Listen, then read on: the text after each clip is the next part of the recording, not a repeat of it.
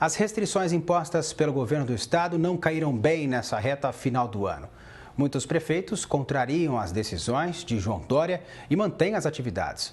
Comerciantes estão revoltados com as restrições. Porém, João Dória não dá sinal de revisão da medida. A gente continua repercutindo essa medida com os prefeitos Paulo Alexandre Barbosa, prefeito de Santos, e também Everton Sodário, prefeito de Mirandópolis. Eu gostaria de agradecer já aos dois de imediato pela participação conosco aqui sobre esse assunto tão polêmico no finzinho aí de 2020. A gente começa com você, Alexandre, prefeito de Santos. O que levou a não acatar essa decisão do João Dória? Uma boa tarde, seja muito bem-vindo. Boa tarde, Rafael. É um prazer falar com vocês aí no Jornal da Clube. Cumprimentar o nosso prefeito de Mirandópolis também, que está nos acompanhando. E dizer que essa medida ela foi uma medida divulgada, né, sem nenhum planejamento, sem nenhuma previsibilidade, né, essa falta de previsibilidade.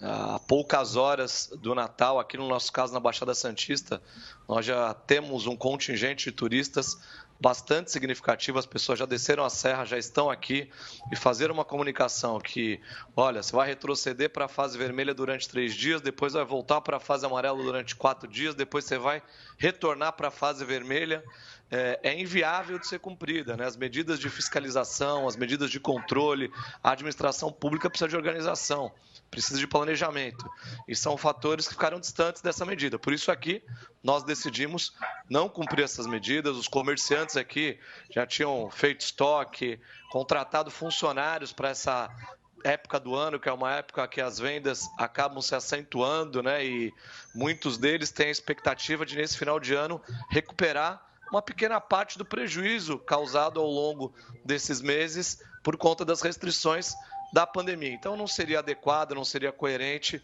promover, aderir a esse tipo de decisão do governo do estado nesse momento. Por isso, os 9 prefeitos aqui da Baixada, aqui nós temos o órgão que é o CONDESB, que congrega todos os prefeitos, nós decidimos, nas 9 cidades, não adotar essa medida. Isso não significa dizer que nós não estamos adotando medidas rigorosas pela pandemia. Ao contrário, fase amarela continua, o rigor na ocupação dos estabelecimentos de 40% da capacidade, regras de distanciamento, higienização, horário de funcionamento, tudo isso está valendo. E mais, né, durante o Réveillon, que é o período mais crítico para a gente, a virada do ano, nós decidimos também fechar a orla da praia. Então, dia 31 e dia 1º, que são os 2 dias de maior movimentação, a orla da praia ficará fechada, restrita. Mas nós já divulgamos isso antecipadamente, para que as pessoas possam se planejar. E não em cima da hora, o que certamente inviabilizaria as pessoas que fazem planos e os próprios comerciantes que têm o seu planejamento de trabalho. Então foram esses os motivos que levaram aqui a Baixada a tomar essa decisão. Além do que, Rafael, os números da Baixada Santista não são números que nos colocam na fase amarela, né? Bom lembrar que o Plano São Paulo, para estabelecer fase laranja, vermelha, amarela, verde, azul, ele tem indicadores, né? Número de internações, número de casos, número de óbitos, e esses fatores, esses números, esses indicadores não nos colocam na fase vermelha. Nós estamos na amarela, na maioria deles, e alguns até na fase verde. Então nós estamos fazendo monitoramento com responsabilidade, tendo as vidas com prioridade, mas também o bom senso para não prejudicar a economia mais do que a economia já foi prejudicada nesses últimos meses. Exatamente, é sobre essa particularidade, é sobre esses números, esse monitoramento que você disse agora há pouco, a gente vai conversar daqui a pouquinho, mas antes eu converso com o Everton Sodário, prefeito aí de Mirandópolis. Everton, o que levou vocês também a tomarem essa decisão de não acatar a imposição do governador João Dória? Uma boa tarde, seja muito bem-vindo aqui também. Boa tarde, Rafael, boa tarde a todo o pessoal aí da Clube. Na verdade, nós nos pautamos, mesmo com as nossas discordâncias em relação ao Plano São Paulo, nós nos pautamos no próprio Plano São Paulo. Aqui no nosso município, nós temos um hospital estadual, um hospital que tem mais de 10 leitos de UTI disponíveis para a questão do coronavírus, sem mencionar a nossa rede municipal de saúde, que está totalmente amparada para acolher pessoas que eventualmente sejam acometidas pelo coronavírus. E nesse exato momento, no nosso município, nós só temos uma pessoa, nós só temos um munícipe internado no leito de UTI com o coronavírus. Portanto, aqui nós, se não estivermos na fase amarela, nós poderíamos até estar na fase verde, né? Então, mesmo discordando do Plano São Paulo, que nós entendemos que é um plano que muitas vezes prejudica diretamente o empresário, o comerciante, a população no seu trabalho cotidiano, nós cumprimos o próprio Plano São Paulo.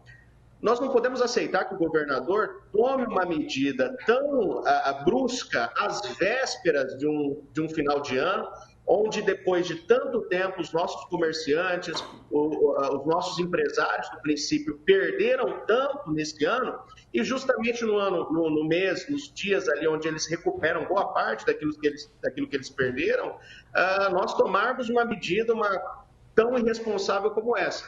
Então, aqui no nosso município, nós nos pautamos no próprio Plano São Paulo para dizer ao governador que ele não pode descumprir o plano dessa forma, né? Nós entendemos, nós aqui amparamos todo o nosso sistema de saúde, nós temos mais de 30 mil habitantes no nosso município, temos 3 presídios, nós temos 8 unidades básicas de saúde, temos um hospital estadual, fizemos parceria com o hospital estadual, amparamos as nossas unidades básicas de saúde, ou seja, nós, cumulativamente a essas medidas, estamos combatendo o coronavírus. A fiscalização do município está na rua, nós estamos sempre verificando, sempre em reunião com o nosso comitê de combate ao coronavírus, mas nós precisamos, nesse momento, ter bom senso. Não, a questão do fique em casa já se demonstrou que não resolve o problema do coronavírus, né? É preciso, sim, restrições, é preciso, sim, algumas medidas que façam com que a população, muitas vezes, evite certos contatos, mas não é numa canetada, às vésperas de um final de ano, às vésperas de um novo ano, que nós iremos resolver essa questão aí. E é por isso que nós, pautados no próprio Plano São Paulo, resolvemos não acatar essa decisão de trazer o nosso município para a fase vermelha. Voltando a falar com Paulo Alexandre Barbosa, prefeito de Santos. Prefeito, qual o impacto de um fechamento nesse momento, né? Final de ano, começo de 2021, não só para Santos, mas pelo teu conhecimento ali, para toda a Baixada Santista?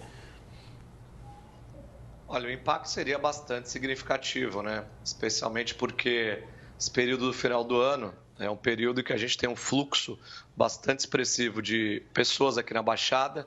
Nossa população, durante esse período, ela é multiplicada por 4, né? Ela aumenta em 4 vezes, uma grande população flutuante. E, obviamente, que o setor hoteleiro, o comércio, todos os setores se planejaram para esse momento, dentro da realidade atual, com os 40%, os hotéis aqui estão abrindo com 40% de ocupação, até porque esse foi um ano diferente, então não teria sentido ter as mesmas regras dos outros anos. Então, houve um planejamento dentro dessas regras que foram colocadas. E ter um cancelamento, por exemplo, de reservas, ter essa restrição para a fase vermelha nesse momento seria extremamente prejudicial a esses comerciantes que teriam graves prejuízos. E mais do que isso, Rafael, se os números da Baixada apontassem para essa necessidade, quais números? O número de óbitos, o número de casos confirmados, o número de internações, nós não teríamos problema nenhum em adotar essas medidas. Ao contrário, aqui a gente foi mais rigoroso do que o Estado quando foi necessário, né? Porque nós estamos tratando de vidas. Agora, sem essa base científica, sem esses números apontando essa necessidade, não há razão para adotar essa medida. A gente precisa ter muita responsabilidade, porque nós estamos tratando de milhares de vidas, né? Pessoas que dependem muitas vezes do seu emprego para sua subsistência, para sustentar suas famílias. Aqui hoje, por exemplo, Rafael, a gente está com uma taxa de ocupação nos leitos, né, direcionados à Covid de 45%, né? 45%. Mais da metade dos leitos estão desocupados. Se a gente pegar os leitos só do Sistema Único de Saúde, os leitos públicos do SUS, esse número é ainda menor. em torno de 33% dos leitos estão ocupados, ou seja, 2/3 dos leitos estão ocupados. Obviamente que a gente não deseja que ocupe, mas aqui na Baixada, aqui em Santos, ninguém ficou sem atendimento em nenhum momento da pandemia, nem no auge da pandemia. Ninguém está sem atendimento e ninguém vai ficar sem atendimento. Nós estamos trabalhando com muita responsabilidade, com muito rigor, mas buscando também o equilíbrio, porque existem medidas, inclusive até do ponto de vista da disseminação da doença, que podem ser piores. Quando você anuncia que vai fechar, por exemplo, alguns estabelecimentos comerciais por 3 dias, o que acontece é uma corrida da população para ir a esses estabelecimentos, inclusive com potencial de gerar aglomeração, que é tudo aquilo que nós estamos pretendendo evitar nesse momento. Então, essa medida, nós entendemos que ela não é adequada, nem mesmo e, sobretudo, para evitar a disseminação do coronavírus e fazer o enfrentamento da doença como temos que fazer. Voltando a falar com Everton. Everton, te preocupa essa decisão do governo do estado agora na reta final do ano?